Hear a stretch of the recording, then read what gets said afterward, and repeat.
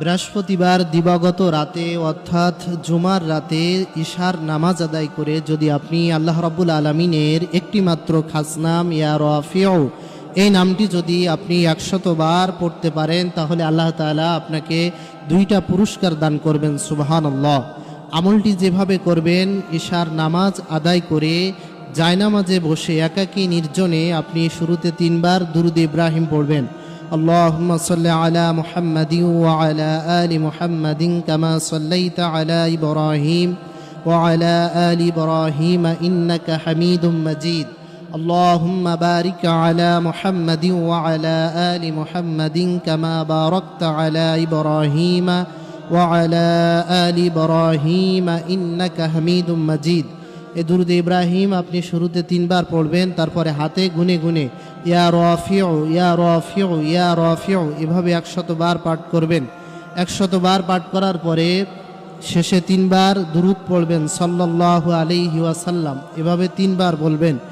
এরপরে আপনি 2 হাত তুলে আল্লাহ রাব্বুল আলামিনের কাছে যদি আপনি দোয়া করতে পারেন তাহলে আল্লাহ তাআলা আপনাকে 2টা পুরস্কার দান করবেন।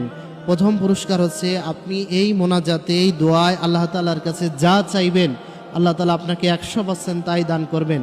আপনি যদি রোগগ্রস্ত হয়ে থাকেন আল্লাহ তাআলার কাছে আপনার রোগের কথা খুলে বলবেন, আল্লাহ তাআলা আপনাকে রোগ থেকে মুক্তি দান করবেন। আপনি যদি বিপদগ্রস্ত হয়ে থাকেন আল্লাহ তাআলার কাছে খুলে বলবেন, আল্লাহ তাআলা আপনাকে বিপদ থেকে উদ্ধার করে দেবেন। আপনি যদি হতাশ হয়ে থাকেন, টেনশানে পড়ে থাকেন, দুশ্চিন্তায় পড়ে থাকেন আল্লাহ তাআলার কাছে দোয়া করবেন, আল্লাহ তাআলা আপনার টেনশন দূর করে দেবেন।